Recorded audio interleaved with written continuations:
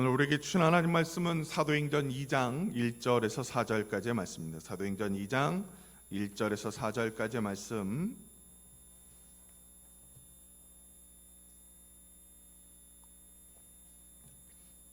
제가 받들어 봉독합니다. 오순절 날이 이미 이름에 그들이 다 같이 한 곳에 모였더니 호련히 하늘로부터 급하고 강한 바람 같은 소리가 있어 그들이 앉은 온 집에 가득하며 마치 불의 혀처럼 갈라지는 것들이 그들에게 보여 각 사람 위에 하나씩 임하여 있더니 그들이 다 성령의 충만함을 받고 성령의 말하게 하심을 따라 다른 언어들로 말하기를 시작하니라. 아멘. 오늘이 성령 강림 주일입니다. 성령 강림을 통해 하나님의 구원 사역이 예수님에서 성령님으로 바톤 터치가 됐습니다.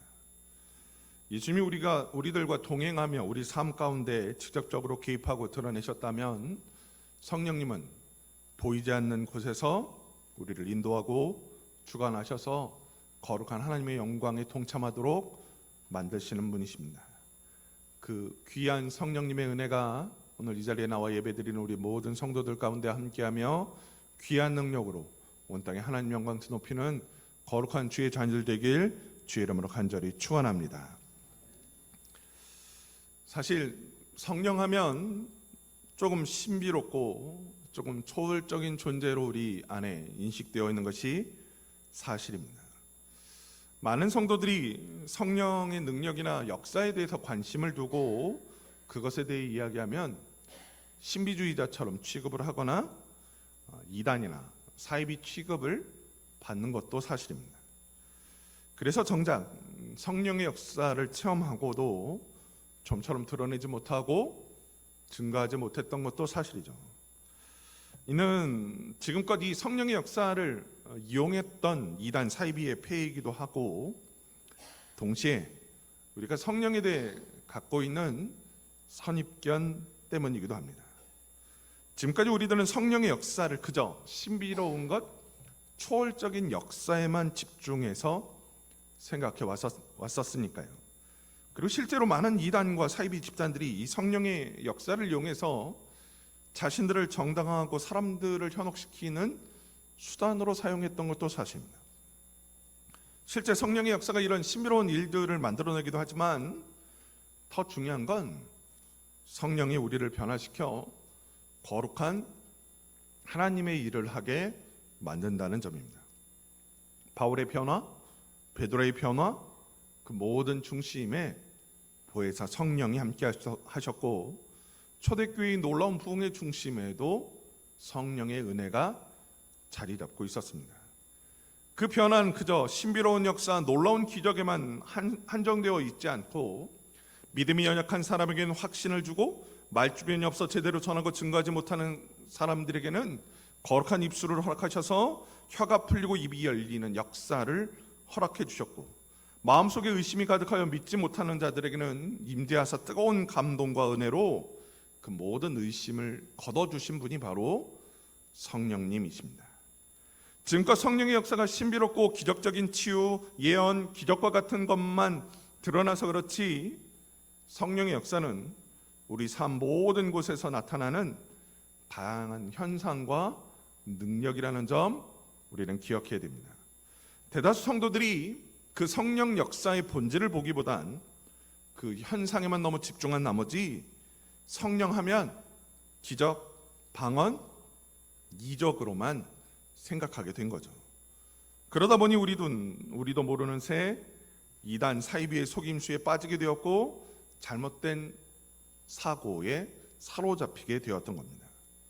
그런 의미에서 오늘 우리가 읽은 첫 번째 성령 강림의 사건은 성령에 대한 우리들의 편견을 바로잡고 인식을 바로잡는 계기가 될 줄로 믿습니다. 오늘 말씀을 통해 성령의 본질을 알고 성령의 인도하심으로 온 땅에 하나님의 영광을 드러내는 거룩한 주의 증인들 되시길 주의 이름으로 간절히 축원합니다. 오늘 우리가 읽은 사도행전 2장의 이야기는 예수께서 성령을 보내주겠다 한 약속 후 처음으로 성령의 역사가 드러난 대목입니다. 오늘 모습 속에서도 성령은 아주 신비롭고 놀라운 모습으로 나타나고 있음을 우리는 목격합니다. 불의 혀처럼 갈라진 것들이 그들에게 보여 각 사람 위에 임했다. 오늘 성경은 증거하고 있으니까요. 그런데 오늘의 증언에서 우리가 주목할 건 이 놀라운 현상이 아니라 그 사건을 직접 목격하고 경험한 이들이 누구였느냐에 있습니다. 그 사건을 직접 경험하고 목격한 사람들이 누굽니까? 마가의 다락방에 모여 열심히 기도하던 사람들이었습니다. 예수님의 승천 후에 예수께서 기다리라 하시는 그 말씀을 붙들고 기도하며 찬송하며 말씀을 나누고 그들에게 맡긴 일들을 마무리하기 위해 궐석으로 되어 있던 제자를 뽑기도 했던 그들, 예수 그리스도의 증인들이었습니다. 그 증인들이 함께 모여 마음을 모아 기도했다고 오늘 성경은 증거합니다. 마음을 같이 했다는 건 그들 중 그 어느 누구도 다른 마음을 품지 않고 오직 예수께서 그들에게 맡기신 사명에 집중하고 그 사명을 감당하기 위해 성령을 부어주셔서 하나님 앞에 간구했다는 겁니다. 그런 성도들 위해 오늘 성령 강림 사건이 일어난 겁니다. 이는 성령의 은사가, 성령의 은혜가 어떤 사람들에게 주어지는가를 상징적으로 보여주는 대목입니다. 예수께서 주신 사명, 예수께서 맡기신 일들을 감당하고자 할 때 하나님은 성령을 통하여 그들에게 능력 주시고 이적과 기적을 허락해 주신다는 점을 오늘 성경은 보여주고 있기 때문입니다. 곧 우리가 성령 받고 우리가 성령 체험을 하는 가장 큰 이유, 하나님의 일을 감당하고 하나님의 영광을 드러내고자 할 때입니다. 행여나 우리들의 능력을 자랑하고 우리들의 믿음을 자랑하는 마음에서 성령을 구한다면 결코 받지 못하고 드러나지 않는 거죠. 궁극적으로 성령의 역사는 하나님의 주신 사명을 감당하게 만들기 위한 거룩한 도구이기 때문입니다. 또 하나 기억할 건 성령의 역사는 집단적이지 않고 개인적인 것이라는 점을 분명히 보여주고 있다는 겁니다. 첫 성령 강림 사건이 마가의 다락방에 임했습니다. 근데 중요한 건 성령의 은사가 한 사람 한 사람 각 개인 위에 임재했다는 겁니다. 그래서 오늘 우리가 읽은 말씀 3절에서 분명한 어조로 각 사람 위에 하나씩 임하였음을 보여줍니다. 중요한 건 각 사람 위에 임한 성령을 통하여 그들이 각기 다른 언어로 말하기 시작했는데 그들이 말한 언어의 내용이 각기 다른 내용과 목적을 가진 것이 아니라 예수 그리스도를 증거하는 복음이었다는 거죠. 오늘 말씀 뒤쪽 11절에 이 현상에 대해 이렇게 증거합니다. 우리가 다 우리의 각 언어로 하나님의 큰 일을 말함을 듣는도다. 곧 그 자리에 있던 다수의 제자들이 각기 다른 언어로 하나님의 일을 증거하기 시작했다는 거죠. 그들의 증거를 들었던 경건한 유대인들이 이렇게 고백합니다. 우리가 각기 다른 언어로 그들이 하나님의 큰 일을 말함을 듣는도다. 그러자 예루살렘에 와 있던 경건한 유대인들이 자기 출신 지역의 언어로 듣게 됨을 듣고 놀랬던 거죠. 하나님의 역사는 각 개인에게 개별적으로 임하지만 궁극적으로는 하나님의 영광을 위해 일하게 만드시고 궁극적으로는 거룩한 하나님의 사명을 이루게 만드신다는 점을 오늘 성경은 보여주고 있는 겁니다. 때문에 성령의 역사는 지극히 개인적인 것처럼 보이지만 궁극적으로는 거룩한 주의 공동체를 통하여 하나님의 일을 하게 만드시고 하나님의 영광을 드러내게 만든다는 점을 오늘 첫 번째 성령 강림 사건을 우리에게 보여주고 있는 거죠. 이는 오늘날 성령의 역사를 받았다고 하는 많은 사람들을 분별하고 교회들을 분별하는 거룩한 기준이 됩니다. 성령의 역사는 절대로 개인의 부귀영화를 위한 도구도 아니고 한 교회의 특별함을 드러내는 도구도 아니기 때문입니다. 오직 한 번 예수 그리스도를 드러내고 하나님의 영광을 드러내는 거룩한 도구가 성령의 역사입니다. 때문에 성령의 역사는 우리가 따로 똑같이 하나님의 영광에 참여하게 만드는 도구이기도 합니다. 각기 다른 곳에서 각기 다른 능력을 가지고 각기 다른 목적을 갖고 하나님을 믿고 섬기지만 성령은 우리를 하나 되게 하시며 궁극적으로 하나님의 영광을 드러내는 거룩한 백성이 되도록 만들고 있기 때문입니다. 그런 의미에서 오늘 첫 성령 강림의 사건은 지금껏 우리가 성령에 대해, 성령의 역사에 대해 갖고 있던 선입견, 오해를 바로잡는 출발점이 되는 겁니다. 성령의 역사가 갖는 목적, 성령의 역사를 통하여 주께서 원하시는 방향을 오늘 말씀은 분명히 우리에게 보여주고 있기 때문입니다. 그런 측면에서 첫 번째 성령의 역사가 언어의 변화였다는 건 아주 의미심장합니다. 주목할 건 오늘 말씀 4절에 등장하는 언어, 헬라어로는 글로사이스라고 하는데 이 단어가 4절에만 사용된 게 아니라 3절에도 사용됐습니다. 근데 3절에선 어떤 의미로 사용됐냐면 혀라는 의미로 사용됐습니다. 원래 헬라어 글로사이스가 갖는 뜻이 언어, 방언, 혀 이런 뜻을 가지고 있는데 이 성령 강림 사건을 기록한 이 누가가 이 글로사이스라는 단어를 사용해서 서로 다른 의미로 사용했던 거죠. 같은 단어를 가지고 서로 다른 의미로 사용한 이면엔 성령의 역사가 갖는 특별함을 보여주고자 하는 겁니다. 그 성령의 역사가 가장 먼저 바꾸시는 것이 우리 몸에서 가장 악한 곳이라는 거죠. 우리 몸의 가장 악한 곳, 혀인 겁니다. 혀. 성경은 이 혀의 쓰임새에 대해 매우 부정적으로 증거하는데요. 이 혀가 모든 악의 근원이고 이 혀가 모든 죄와 갈등의 근원된다는 증거가 성경 곳곳에 등장합니다. 특별히 지혜서로 알려진 잠언에서는 혀를 잘 통제하는 것이 의인의 기본이 되고 만악을 멀리하는 지름길이라는 점을 여러 차례 교훈하기도 합니다. 그런 의미에서 성령의 첫 역사가 혀를 통제해서 나타났다는 건 아주 중요한 거죠. 지금까지 많은 갈등과 다툼의 근원으로 작용했던 혀, 우리의 입술, 언어를 성령이 통제해서 거룩한 하나님의 영광을 드러내고 하나님의 역사를 증거하는 도구로 만들었다는 사실은 성령이 우리를 어떻게 바꾸어 놓으시는지를 상징적으로 보여주고 있기 때문입니다. 이는 하나님의 일을 감당하는 우리에게 중요한 것은 지금까지 어떻게 살아왔는지가 아니라 성령에게 붙들려 살아가는가 그렇지 않은가에 있음을 보여주는 사건입니다. 보잘것없고 내세울 것 없는 인생일지라도 성령이 함께 하시면 놀라운 역사의 주인공이 될 수 있고 위대한 하나님의 도구가 될 수 있음을 오늘 첫 번째 성령 강림 사건은 우리에게 보여준 것입니다.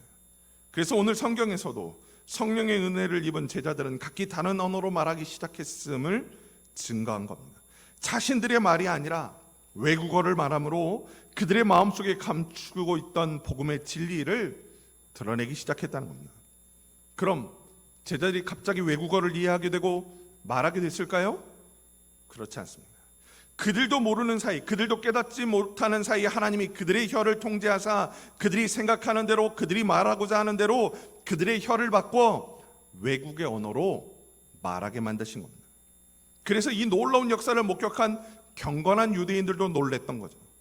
그들이 아는 지식으로 마가의 다락방에 모였던 그 제자들의 수준, 그들의 학문으로서는 도저히 그들의 언어를 이해할 수도 없고 그들의 언어를 사용할 수도 없는 존재들이었기 때문입니다. 물론 그 120명의 문도들 중 일부는 외국어를 할 수 있을지 모르지만 모두가 다 각기 다른 외국어를 한다? 상상할 수 없었다는 거죠. 그 누구보다도 잘 알고 있었던 게 그 첫 번째 목격했던 경건한 유대인들이었다는 겁니다. 근데 중요한 건 제자들의 이 변화, 이 혀의 변화, 언어의 변화가 나아가 복음이 세계화되고 확장되는 데 아주 큰 역할을 했다는 겁니다.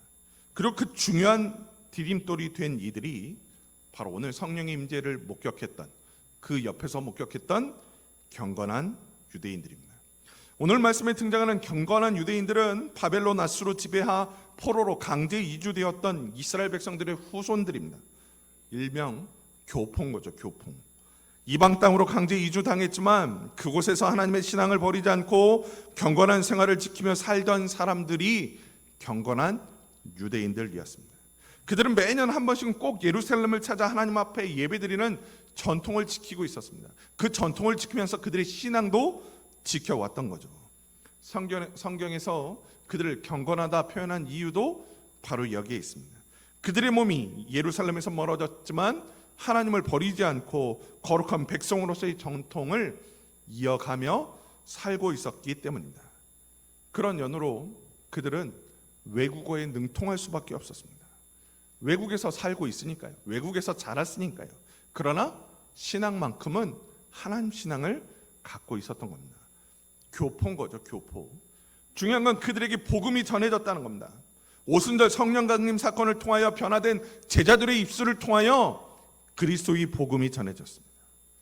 더 중요한 건요, 그 자리에서 성령 강림 사건을 목격했던 경건한 유대인들의 상당수가 그들의 변화를 보고 베드로의 설교를 듣곤 마음이 찔려 회개하고 세례를 받았음을 성경은 증거하고 있다는 겁니다.